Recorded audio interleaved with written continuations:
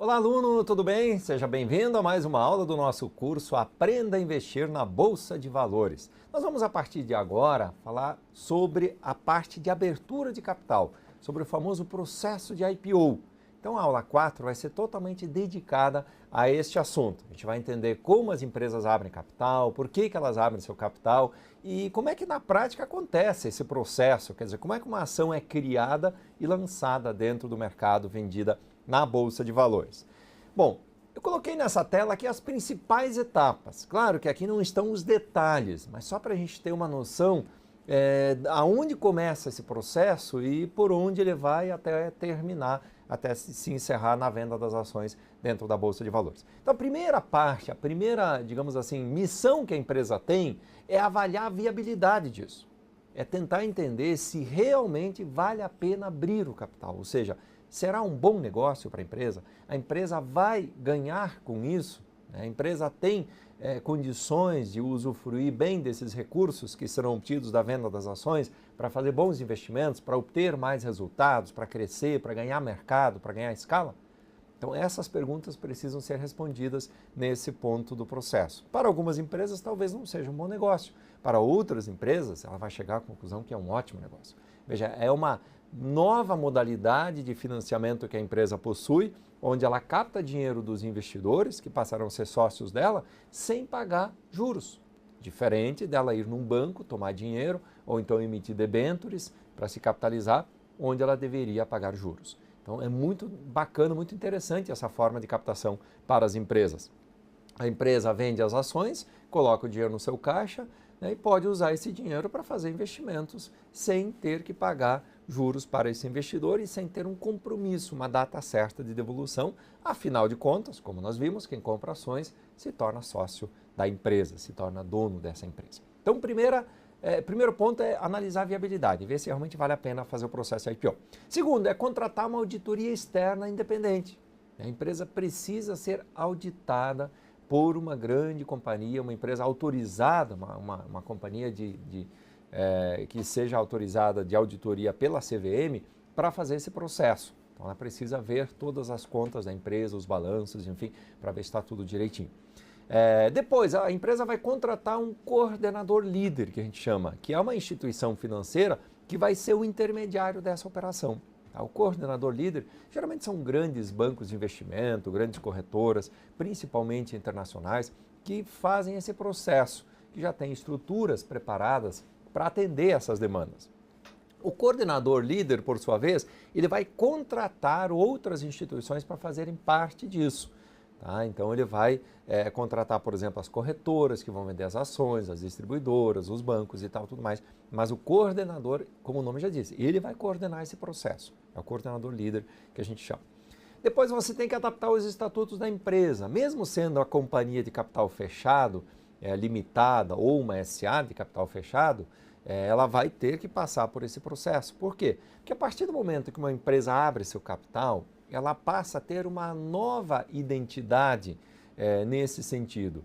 Então ela passa a ser registrada na CVM, ela passa a ser uma empresa identificada como uma empresa de capital aberto.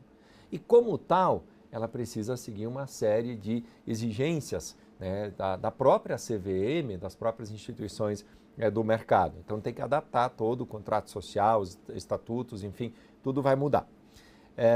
Aí você vai contratar a coordenação da distribuição. Então, geralmente o coordenador líder, como eu falei, ele que coordena isso, ele vai coordenar esse processo de distribuição das instituições que vão ajudar a vender essas ações para os seus clientes.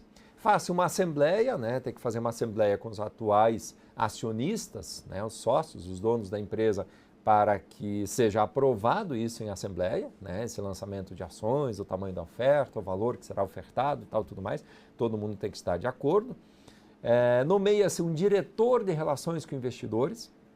A partir do momento que uma empresa tem capital aberto, ela está na bolsa, ela precisa ter uma área de relacionamento com os investidores.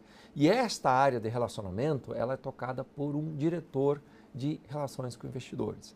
Então é uma pessoa responsável por cuidar de tudo que envolve isso, todo esse relacionamento com a CVM, com a BMF-Bovespa, com as instituições do mercado, com os próprios investidores, passa pela área de relações com investidores. Então, se algum investidor, por exemplo, tem dúvidas sobre a empresa, precisa de alguma informação, alguma coisa, essa área tem canais de atendimento, inclusive, e-mail, telefone, enfim, tem uma série de canais com os quais o cliente, o investidor pode entrar em contato e falar com o diretor ou com as pessoas que trabalham com ele na área de relações com investidores.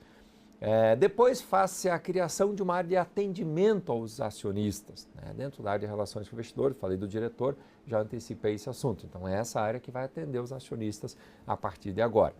A partir desse momento eu preciso registrar essa companhia na CVM, como sendo uma companhia de capital aberto, e precisa ser registrada a oferta. São duas etapas diferentes, na verdade. Uma é mudar os estatutos da companhia de modo que ela se torne uma companhia de capital aberto registrada na CVM. Enquanto registrada na CVM, ela pode emitir agora ações, bônus, debêntures, enfim, uma série de ativos. Se a empresa vai fazer uma oferta de ações, ela vai fazer um outro processo, vai fazer um prospecto, que a gente fala dessa operação, vai encaminhar isso à CVM, tá? Solicitando a autorização da CVM para ações e vendê-las através da Bolsa de Valores. Tá? Depois você registra a empresa na Bolsa de Valores, então a partir do momento que a CVM autorizou, a CVM é o órgão máximo do mercado, né? Quem coordena o mercado de valores imobiliários. CVM deu ok, autorizou, luz verde, agora vai-se na Bolsa de Valores e negocia-se com a Bolsa, né? Como é que vai ser esse processo lá. Cria-se o código de negociação da ação, né? Faça um contrato com a BMF Bovespa, enfim, todo um processo legal para que a ação possa ser inserida no sistema da BMF Bovespa e a partir daí ser vista e negociada pelos investidores através do home broker e outras ferramentas operacionais. Feito esse processo de registro na Bolsa, faça o anúncio da distribuição pública. Aí sai em jornais, sai no site da CVM, no site da empresa, no site das instituições financeiras, enfim, as corretoras informam seus clientes que a empresa está fazendo o IPO. Então precisa ser comunicado ao mercado, ao grande público, que esta empresa está vindo ao mercado e vendendo ações. Essa etapa que acontece isso. Então as empresas, as corretoras, por exemplo, mandam para os seus clientes um e-mail, geralmente, ou ligam, informando que há uma empresa nova que está entrando no mercado, que está ofertando ações, e se ele quiser participar, que ela está disponível para fazer esta reserva dessas ações. Aí você faz o anúncio, o período, aliás, de reservas, abre-se o período de reservas e aí começa a formação do book building. O que é o book building? A formação do book de ofertas. O que é o book de ofertas? É o livro de ofertas, é o book. É lá dentro do pregão da Bolsa, nós vamos falar depois sobre a parte do home broker, a gente vai ver que existe um book, é um livro de ofertas para cada uma das ações negociadas na Bolsa. Então esse book building, ele acontece antes da empresa abrir o capital ainda. Todos aqueles investidores que têm interesse, que querem comprar ações dessa empresa no IPO, elas entram em contato com a sua corretora, informam a sua corretora quantas ações pretendem comprar e a corretora faz o que a gente chama de reserva. Tá? Nesta reserva, o investidor tem que informar qual é o preço que ele está disposto a pagar. Mas como informar o preço? Ele não está definido? Não, existem apenas parâmetros definidos. O que são parâmetros? Preço mínimo e preço máximo. E o investidor pode ofertar um preço dentro dessa banda de preços. Entre a mínima e a máxima, qualquer preço o investidor pode ofertar. Tá? Então você tem aí a formação do livro de ofertas e aí sim, depois disso, a definição de qual será o preço final de venda destas ações dentro do pregão da Bolsa. Tá? Então, essa etapa é bastante importante, é o período de reservas e formação do book building. E aí, feito isso, vai chegar um determinado dia, já uma data pré-estabelecida, onde vai ser, de fato, o dia da negociação das ações pela primeira vez, quando a ação vai estrear no mercado na Bolsa de Valores. Então, tem a data da estreia, haverá um leilão, obviamente, no primeiro dia, né, um leilão um pouco mais longo. Normalmente, quando o pregão abre de manhã, todas as ações têm um leilão. Neste caso, quando a empresa está estreando na Bolsa, que é o primeiro dia, o leilão é mais longo, de 20 minutos até meia hora. Tá? Nesse leilão define-se o primeiro preço, o preço de abertura, e aí, largado, os papéis começam a negociar. Então você pode ter, nesse caso, situações onde a reserva saiu por um preço e já na hora no primeiro negócio, digamos assim, na negociação, o preço já é outro, ou maior ou menor. né? Então, por exemplo, digamos que você fez a reserva e a ação saiu por R$ 20. Você vai pagar R$ 20 pela compra dessas ações na reserva que fez na sua corretora. Agora, se na hora da primeira negociação as ações já forem no leilão a R$ 21, por exemplo, você pode tranquilamente vendê-las a R$ 21 e já colocar o lucro no bolso imediatamente. Ou seja, você faz uma operação de day trade, que a gente chama, que é você comprar e vender a ação no mesmo dia. Você está recebendo as ações naquela data, né, que é o primeiro dia de negociação, e já está imediatamente vendendo elas. Aí é uma decisão do investidor, né, comprar mais ações ou vender as ações na hora da abertura ou segurar as ações na carteira por mais prazo. Né? Aí a gente vai falar um pouquinho mais adiante sobre isso. E aí você tem depois disso o anúncio do encerramento dessa operação. Então a empresa faz um comunicado oficial ao mercado, via CVM de novo, dizendo, ó, nós ofertamos tantas ações, vendemos tantas ações, o preço que saiu foi tanto, o dinheiro arrecadado foi tanto, o dinheiro vai ser utilizado para isso, isso, isso. Enfim, ela vai formalizar o encerramento dessa oferta e vai dizer, ó, nossa oferta foi um sucesso, aconteceu isso, isso e isso, e ela está encerrada, ou seja, as ações foram vendidas, dinheiro está no caixa e agora vida que segue. Tá? Então, esse mais ou menos é o passo a passo de tudo que deve acontecer dentro de um processo de IPO. Agora, por que uma empresa abre seu capital? Por que acontece esse IPO? Por que um determinado dia alguém resolve ir na bolsa vender ações? É porque o cara sonhou na madrugada lá, que é legal vender ações, né? Acordou animado, poxa, vou na bolsa hoje vender ações. Não, não é bem assim. É um processo bem mais complexo, mais longo, como nós vimos, e que envolve uma série de variáveis, obviamente. É uma decisão que precisa ser bem planejada, bem avaliada, e normalmente leva-se um bom tempo para fazer isso. Uma empresa geralmente se prepara para um IPO de 3 até 5 anos. Então, a empresa que abriu capital daqui a 3 anos, ela começa a se preparar hoje, já contrata uma empresa de auditoria, já coloca os números em dia, já começa a arrumar a noiva, como eu costumo dizer. Por que arrumar a noiva? Porque no dia do IPO é o grande dia, é o dia que a empresa vai estrear na bolsa. A empresa tem que estar linda, maravilhosa, né? Tem que aparentar, pelo menos, se ela não é uma empresa maravilhosa, mas ela tem que aparentar que ela é realmente uma empresa sensacional para que os investidores queiram comprar suas ações. Não é enganar o investidor, mas, como eu costumo dizer, é arrumar a noiva. Né? A noiva, no dia do casamento, sempre está linda e maravilhosa. É isso que a gente faz com a ação quando ela estreia na Bolsa de Valores. Ela está estreando, está sendo lançada e ela precisa ser querida, digamos assim, buscada pelas pessoas, pelos investidores. Senão o IPO seria um fracasso. Tá? Então, o processo de IPO, ele envolve principalmente a necessidade de financiamento de uma empresa. Ou seja, a empresa precisa de dinheiro para investir em novos projetos. Ou então, o sócio, o antigo controlador, tem interesse em vender uma parte da sua empresa. São duas formas de você lançar ações. Você cria novas ações e vende essas ações para as pessoas e coloca o dinheiro no caixa da empresa, ou seja, a empresa se capitaliza. Ou o sócio acionista, controlador, dono da empresa, vende uma parte das suas próprias ações daquela companhia e ele coloca o dinheiro no seu bolso. Nesta segunda hipótese, veja, não há capitalização da empresa.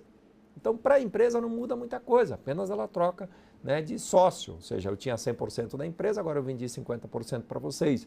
Eu continuo com metade da empresa, vocês agora têm metade, só que a outra metade do dinheiro que vocês pagaram para comprar as ações foi para o meu bolso, para a minha pessoa física. Isso a gente chama de oferta secundária no mercado de ações. Quando a empresa lança novas ações e ela se capitaliza, põe dinheiro no caixa, isso é uma oferta primária de ações. Tá? São dois modelos de oferta que as empresas podem fazer. Então a lógica normalmente é essa, a empresa precisa se financiar. Ela vende ações, coloca dinheiro no caixa. O investidor que compra essas ações, ele se torna parceiro da empresa. Ele tem parceria no risco do negócio. Se a empresa a partir de agora for mal, certamente as ações vão cair, vão perder preço. E aí o investidor vai perder. Tá? Se as ações forem bem, se a empresa for bem, as ações vão subir. Então ele vai ser um parceiro no lucro do negócio também. Então é aquilo que eu falei, é um casamento.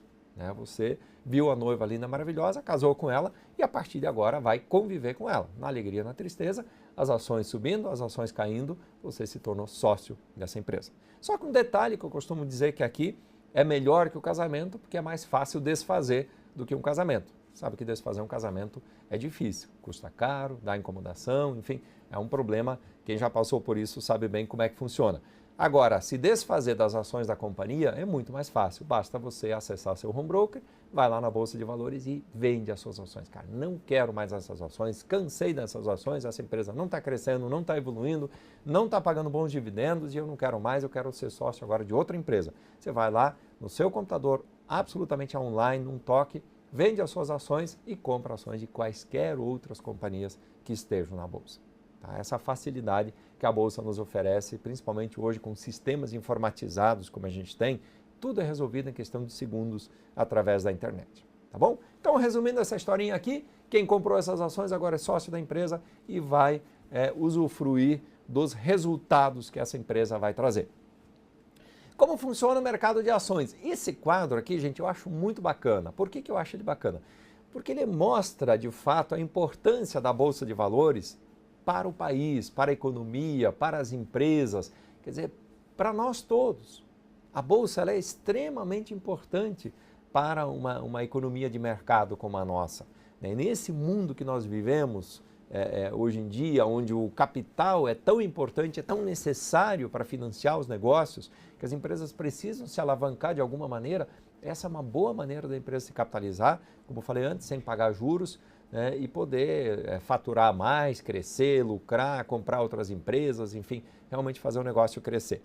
Então, como nós vemos aqui, o investidor, você investidor, que fez o cadastro com a XP, se tornou investidor da Bolsa agora, você vai lá no pregão da Bolsa e compra uma ação de uma empresa. Quando essa empresa está fazendo IPO, nesse processo que eu acabei de falar, e ela lança ações primárias, para onde vai o dinheiro dessa venda dessas ações, na reserva que você fez? Vai para o caixa da empresa. Isso quer dizer que você está financiando o crescimento dessa empresa. Você está patrocinando que essa empresa tenha condições para fazer novos investimentos. Mas o que você ganha com isso? Veja, você financia a empresa investe no país, gera crescimento e renda. Por quê? Porque ela vai contratar mais funcionários, ela vai aumentar uma linha de produção, ela vai comprar novas máquinas, ela vai construir uma nova fábrica, ela vai investir no mercado internacional. Quer dizer, de alguma maneira, a empresa vai fazer investimentos que vão retornar para a sociedade. Por que isso é bom para a sociedade? Porque você vai ter mais renda, que você vai ter mais emprego, a sua família vai ter mais empregos. Geralmente, quando as empresas abrem capital, elas têm um boom de crescimento.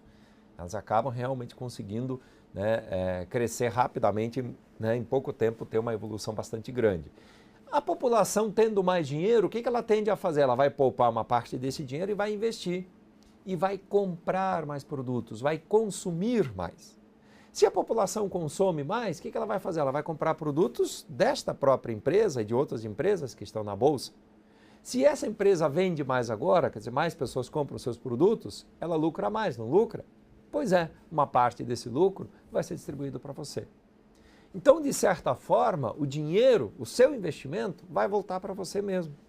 Tá? Para você, para as outras pessoas que investiram nessa empresa. Por quê? Porque você capitaliza a empresa tem mais lucros, a empresa distribui uma parte dos lucros para seus acionistas. Tá? Na próxima aula eu vou falar sobre o processo de distribuição de lucros, os dividendos, os juros, vocês vão entender um pouquinho melhor como é que funciona isso. Tá? Mas você ganha resultados que a empresa obtém. Ou seja, resumindo esse quadro todo, o que nós temos aqui? A Bolsa, ela impulsiona as empresas, então ela é muito boa para as empresas. Ela gera poupança para o investidor, ela gera oportunidade para você, investidor, como já falei em outra aula, de investir nas maiores e mais desejadas empresas do país, empresas grandes, empresas lucrativas, bons negócios muitas vezes, e, portanto, gera crescimento para o país. Como eu falei, isso é um ciclo virtuoso, extremamente saudável, extremamente importante para uma economia que traz benefícios para todo mundo. Dentre as ofertas públicas, nós temos basicamente dois tipos. Falei um pouco antes sobre elas, mas só para reforçar esse ponto. A gente tem uma oferta primária de ações ou uma oferta secundária de ações. O que vem a ser uma oferta primária de ações? É quando a empresa está vendendo ações novas, ações que estão sendo colocadas na mão do investidor pela primeira vez. Por isso fala oferta primária. Ou seja, a empresa está emitindo novas ações, ela vai vender essas ações para os investidores através da Bolsa e ela, a empresa, recebe o dinheiro da venda dessas ações no seu caixa. Isso é uma oferta primária de ações. O que então é a oferta secundária? Como eu falei antes, em algumas situações, não é a empresa que está vendendo ações, e sim o acionista, o dono da empresa que está vendendo uma parte das suas ações. Então, se eu tenho uma empresa e eu quero vender uma parte da minha participação na pessoa física, eu vou lá na bolsa, faço um IPO, vendo essas ações e eu recebo essas ações na minha conta e eu recebo esse dinheiro dessa venda dessas ações na minha conta e eu passo a ter uma participação societária menor na empresa, mas eu tenho dinheiro na minha conta. Tá? Então isso é uma oferta secundária de ações, ok? O IPO, na verdade, nada mais nada menos do que Initial Public Offering, IPO. São as 3 letras usadas internacionalmente em inglês, né? Significa Initial Public Offering, que é a oferta pública inicial. Tá? Só traduzindo para que vocês não fiquem com essa dúvida. Agora, o que eu devo avaliar em ofertas públicas? Algumas coisas precisam ser notadas. Por exemplo, identificar qual é o setor que essa empresa atua, que está abrindo capital, e quais são as características desse setor. Né? O que essa empresa vende, para quem ela vende, como são compostos os custos dessa companhia, quais são os principais pontos fortes, pontos fracos da empresa, riscos, perspectivas, fusões, aquisições, o que a empresa pretende fazer com esse dinheiro. Então, é fazer uma avaliação mesma do negócio. Conferir a proporção da oferta, ver se essa oferta é primária ou secundária, também é importante.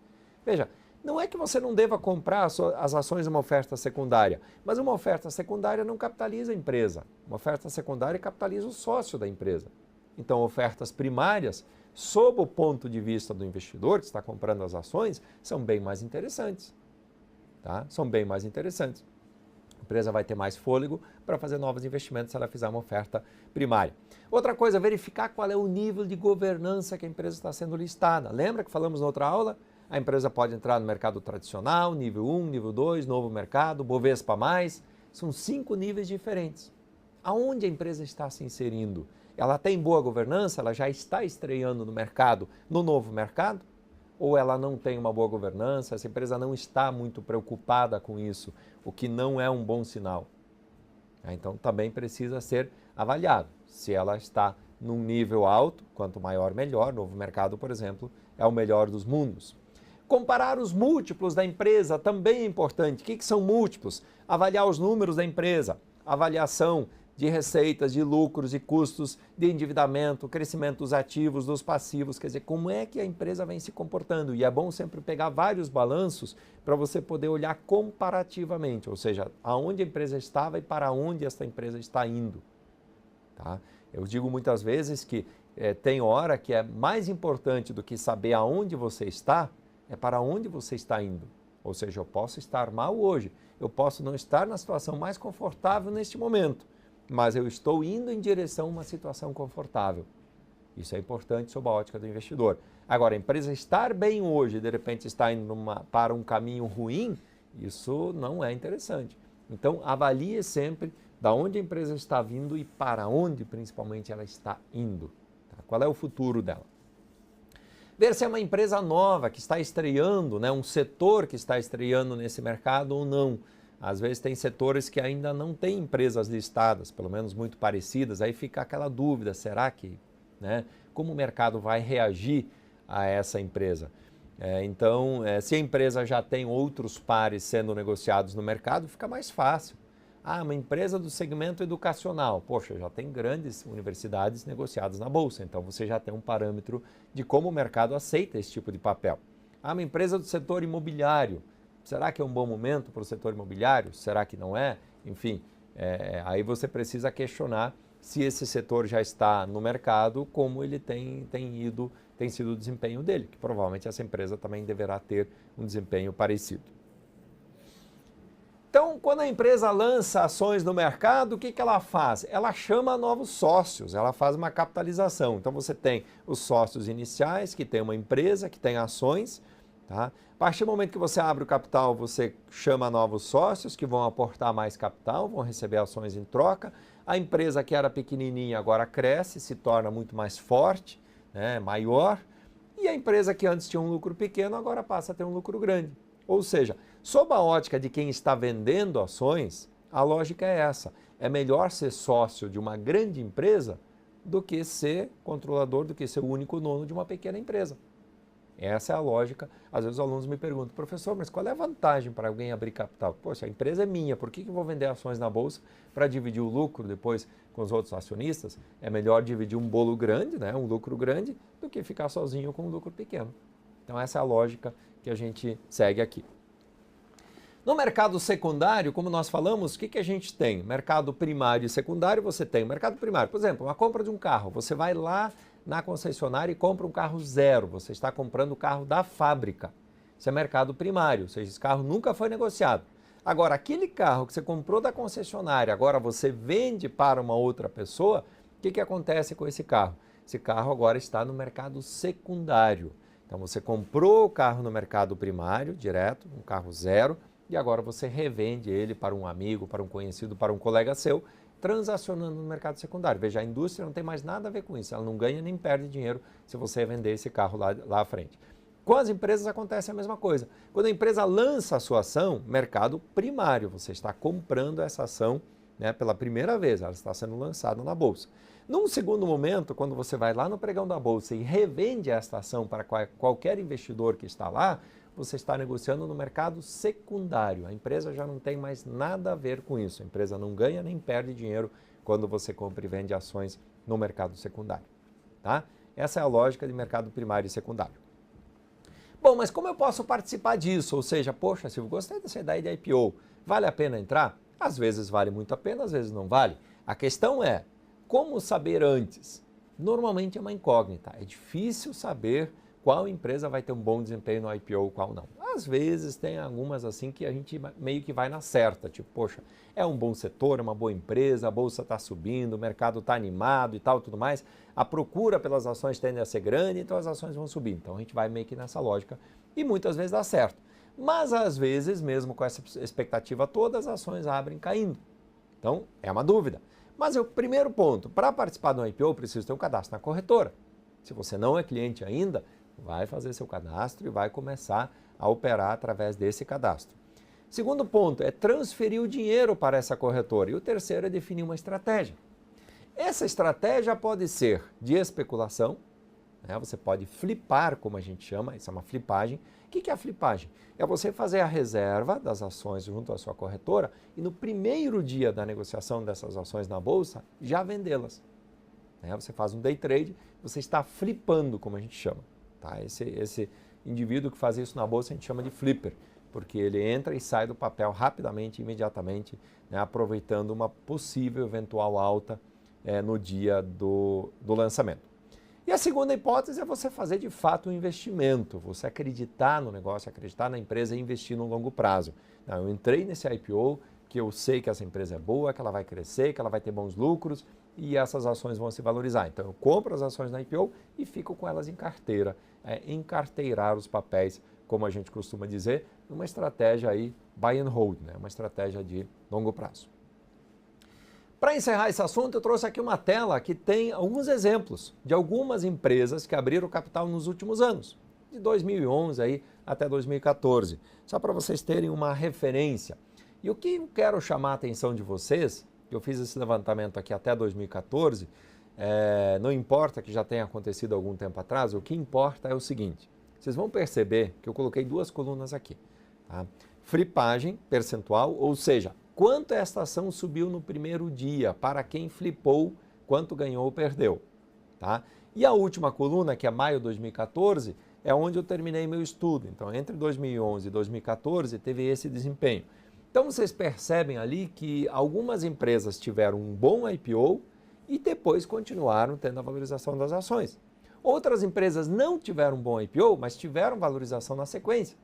Algumas empresas tiveram um IPO ruim, ou seja, as ações caíram já no primeiro dia e depois continuaram caindo nos meses e anos que se sucederam.